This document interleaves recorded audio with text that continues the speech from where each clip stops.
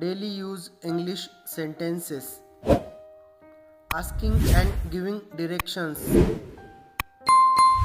Where is the nearest ATM? जवळचे ATM कुठं आहे? Turn left डावीकडे वळा. Turn right उजवीकडे वळा. Go straight सरळ जा.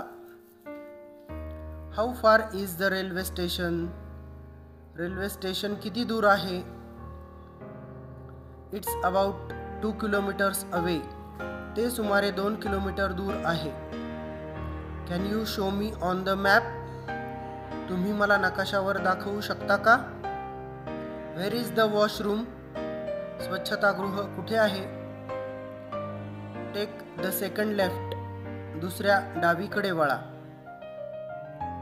Is it far from here? ते इथून लांब आहे का?